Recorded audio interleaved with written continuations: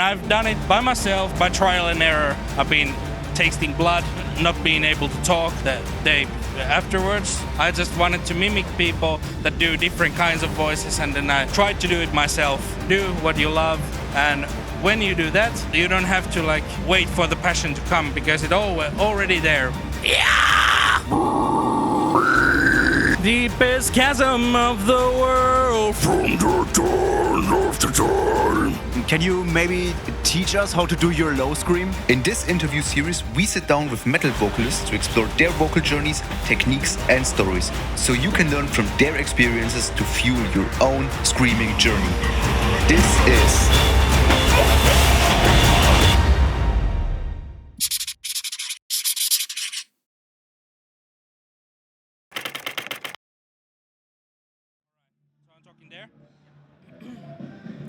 Hi, this is Paavo Laapotti from Before the Dawn, and you're watching Scream Dudes. Thank you so much to be here with us today. It's an honor to have you here. We just saw your show. It was a blast. Thank you so much for this. We are curious now to hear a bit about your journey. How did it all begin? Like literally from the beginning, because screaming, harsh vocals are not like a common hobby for a little boy. It's like more football, or what do you play in Finland there? Is it also football? Yeah, I guess ice hockey and football. That's what they do. I never got into sports, so I chose the music path. Okay. And how did this begin? When came the music in your life? Well, I've been singing clean vocals my whole life, yeah, I remember I have a lot of friends that are listening to the same kind of music. We all started listening to metal together, and then we started forming these first bands, and yeah, we were doing like Judas Priest, Iron Maiden, that stuff. And then I remember one time when one friend said to me, I wish that we could do like In Flames or something, but you can't growl. And I was like, well, fuck you, man. And then I started learning how to growl. And it's over 10 years. I don't remember exactly what was the date, but I think it's 11 or 12 years that I've been learning how to growl. And I've done it by myself, just learning by trial and error. I started with higher screams, like Children of Bodom, because it felt easier for me to do the higher screams. And then I just wanted to go lower and lower. And just like, I always, with the regular singing as well, I always want to learn the stuff that I really enjoy listening to and sing along to. So I always, when I found really cool track, I always wanted to mimic that. I remember when I was learning Eaten by Bloodbath. That was like really, because it's really slow song, and you can just like focus on the really getting it really like deep and down. Yeah, then just like do it by myself with my own terms and ways, and just like that's how I developed my screams. Then I have to ask, was it like an important advantage for you that you were singing before already, then to start with screaming, or was it not so necessary for you? It felt natural to me because I always enjoyed doing different kinds of vocal things. I always wanted to learn different things. So I had the motivation to do that. And also, well, my friend was annoying, so I wanted to show him. And I showed him, yeah. I'm sure you can do that also without being able to sing cleans, I think. But yeah, that's my way.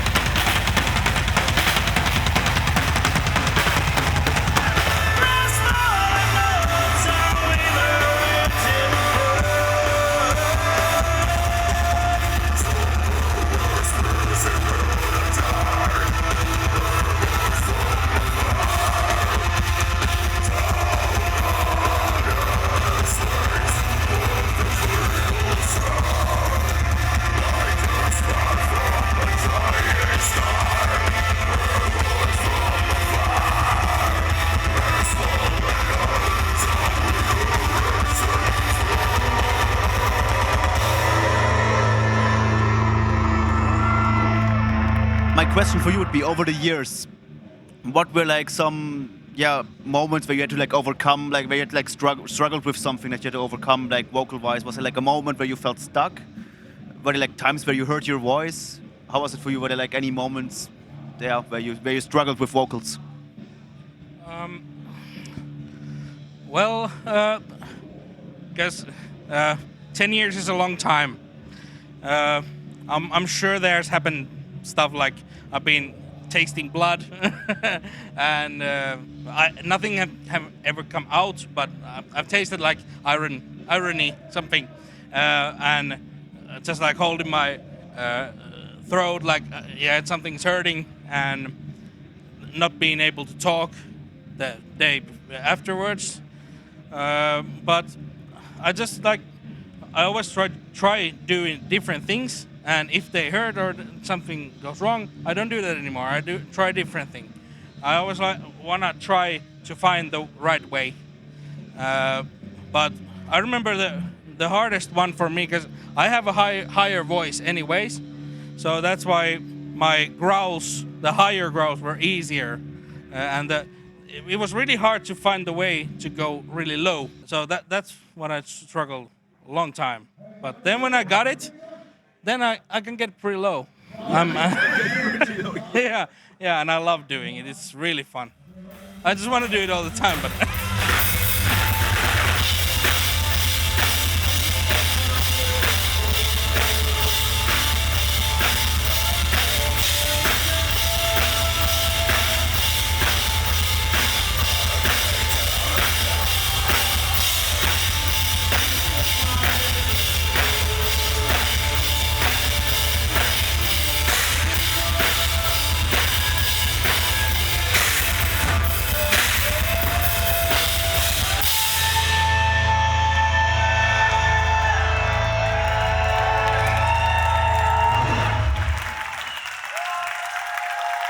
Can you give us an example of your high and your low screams? Okay. Well, first I did the Children of Bodom stuff, so it's like yeah, that stuff, and then when I was able to switch it as the really low ones, they are.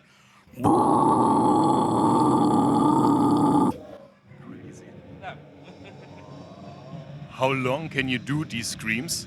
Is there a difference? Pretty long. When I was also recording those, because I wanted to see how long I can. I think with clean vocals as like a high note, I've been doing 36 seconds. That's my record, and it's longer than the Painkiller ending. I think it's not 30 something, 33 or I don't know. But I can sing longer than Halford. That's what I was aiming. And the growls, I don't know, 25 seconds or something. They're really long. It's really long. Yeah. I've always had like really good the lung capacity. Okay. Yeah, and then I have to ask again also, like your growls, I mean, you started with trial and error, you had no YouTube tutorials, no coach, so I don't know how familiar you are with this terminology stuff, with false growls, fry screams. Do you know, like, I guess your high screams are fry screams then, but also, if I'm right? Do you know? I don't know any terms, because I've learning them by myself and by ear. I just wanted to mimic people that do different kinds of voices, and then I tried to do it myself. And always when I hear something cool, I want to learn it. Super cool. Really nice attitude. And can you maybe teach us how to do your low scream? Like what, maybe through mouth shape or whatever you're doing? Like I can give you an example of my low. Probably I'm gonna embarrass myself because I'm not warmed up or anything. But my lowest, I think, would be.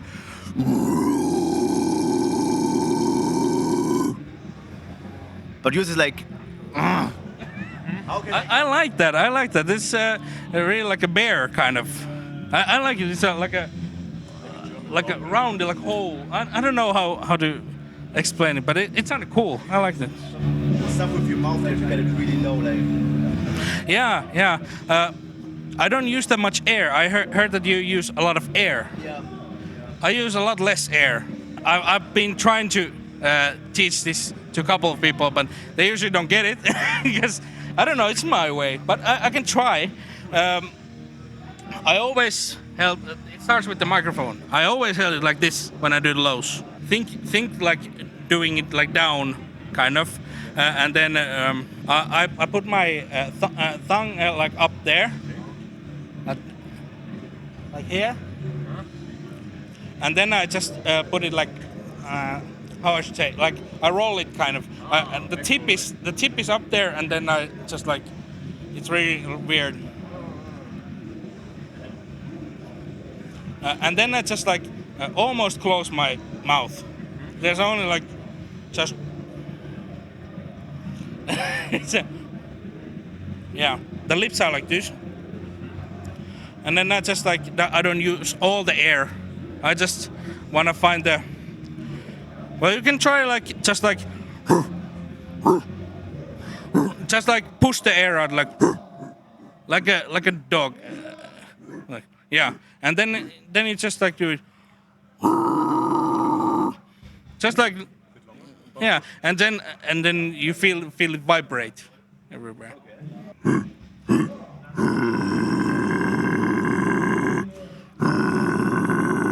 And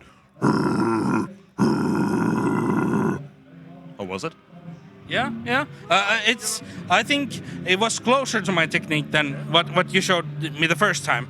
But yeah, I'm pretty loud. I feel, but I'm sure that's about the technique and the air usage and everything like that. But you deserve also a second chance. So, Mike.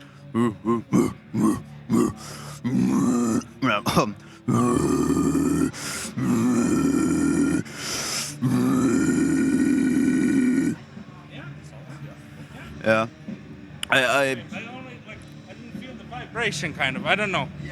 So what I learned recently with my coach is like my false chord technique. It's way too tense. Like I push everything down and get like to do it. That's how I basically I dug myself into a hole over the last year, and I'm trying to get my distortion to be smoother, so less like but like I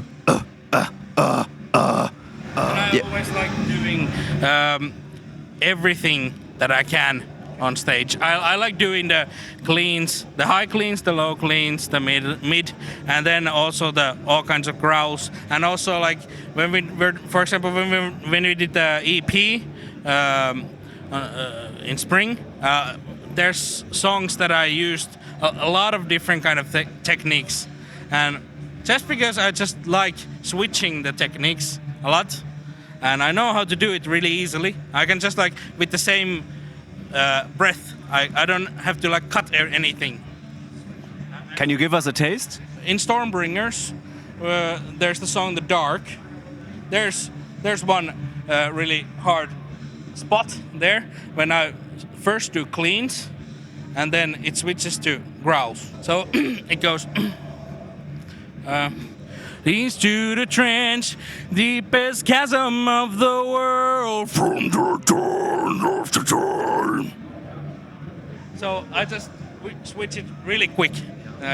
Yeah, I like doing those. And how difficult is this to switch? It's really hard, but once you get it, it's easy. Yeah? I don't feel like it's hard anymore. Yeah. It was hard, when I was learning it. And what helped you on the journey to improve this switch, as it's not that hard anymore? I don't remember. Just practice, trying different things. It's really hard to because I didn't have anything specific that I did. I just tried everything, and what felt good to me, I went with it, and yeah, I just did it. I had a lot of fun with it, learning everything, and I did it for myself. I didn't think that it would be my profession one day, and yeah.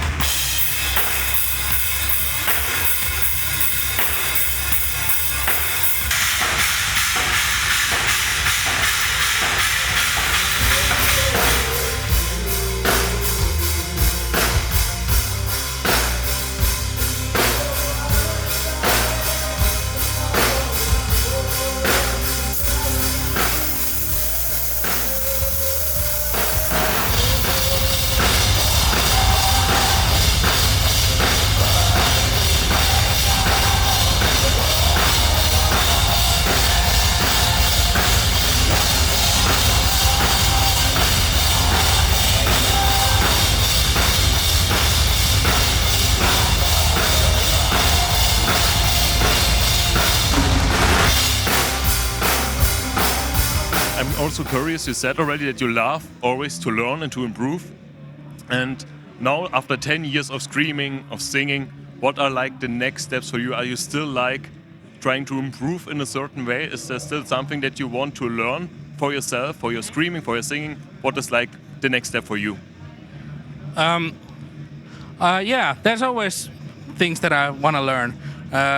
I think there's 3 things that I'm currently working on. I would like to learn what the Who band is doing, the throat singing.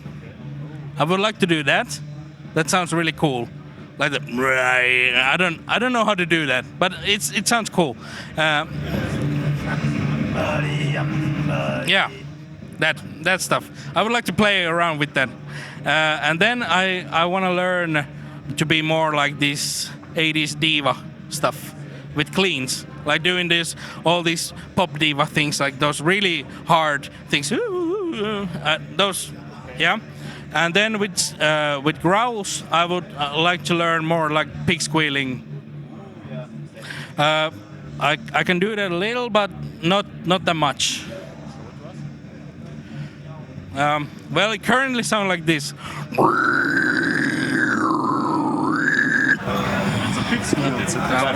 Something like that. Okay, I have to ask, what is like the difference between the technique that you already taught us before and the pig squeal? Like, what is the difference in your mouth? What is happening there? I show with my hand. My hand is the tongue. With my low technique, I put the tip up there, and then I just like turn this. It looks really weird, but I do that. But with the pig squeal, I just cover everything with my tongue. I just make it big and just like cover everything. So it's a tongue placement thing. Try to think that I do the voice upwards, kind of. So it's also kind of a projection thing, what is in your head, where you push it. A lot of that. Yeah. Oh no, do I have to give it a try now? Shit. So like tongue up against the top of the mouth and like yeah.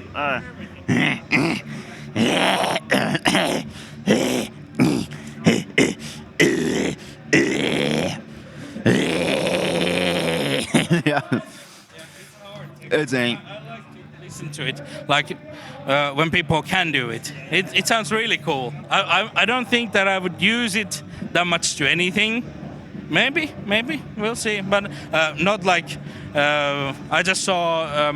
I saw them in Nummirok that they only thing they do, they throw toilet paper on. Yeah, that, because they do that only that. Do you know that I was always wondering, what are they doing? I've always thought it's an inhale scream, but it's not, right? Do you have an idea? I think they do inhales. Yeah, and they inhale pig squeals, and then they also do the just like just the pig noises in general. It's true. Cool. Now, like, we're curious to see and it's really interesting, and it's maybe a hard question that you don't have an answer to it right now, but what are like the goals for your band at the moment? Like if you look into the future, do you have something what you want to achieve there? Is like there a certain goal for your whole bandmates, or is it like more your own journey where you want to develop? Yeah, it's a big question. I always just like with music stuff. I always been thinking that the main thing is that I'm having fun. I enjoy what I'm doing, and I don't think too much. That's how I go. I usually don't think too much. I know that there's been a lot of big things happening. There's a lot of things happened for me in the past 2 years, and I'm sure there's stuff going to happen, but I don't think about them too much. But I just want that in, I don't know how long I will be doing this, hopefully forever, till I die, but I hope up until then I will be happy doing it and having fun. That's the main thing. A really nice attitude. Like, is there something, because we are doing streaming for 1 year now, people are out there doing it maybe also around 1 year, or even they're just starting. Do you have a message for people like us out there who are just starting the streaming journey? Like you said already, with this having fun, but is there something that helps people on their way to start this journey and maybe also to be one day on the stage by themselves? Yeah, of course. In my opinion, you would just should enjoy what you're doing, do what you love, and when you do that, you always have the goals and the passion to do it. You don't have to wait for the passion to come because it's already there because you enjoy what you're doing, and I did that I just mimic people and then find my own way. That way, you can do that, or other way. It's there's no any specific path. Everybody has their own path, but the main thing is that you enjoy the path you're walking.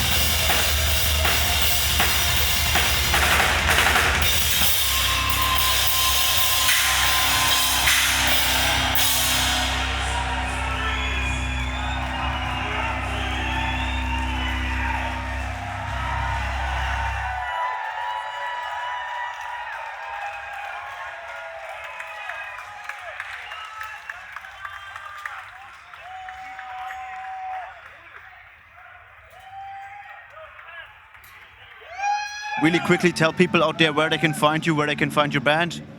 Maybe what's next. Well, I have 4 bands, but of course, Before the Dawn, we performed here, and as Tuomas said in previous interviews, new music is coming, probably next year. I don't have any idea what there's gonna sound like, but I'm sure I'm gonna do my hardest and best, and with all my love. For this whole thing. And yeah, also I have another band, Defiled Serenity, which is also a melodic death metal band.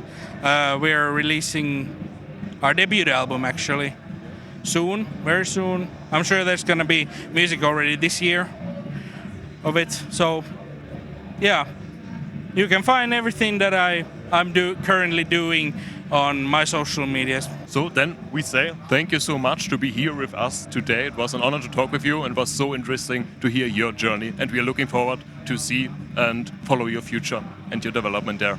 Thank you so much. Thank you guys.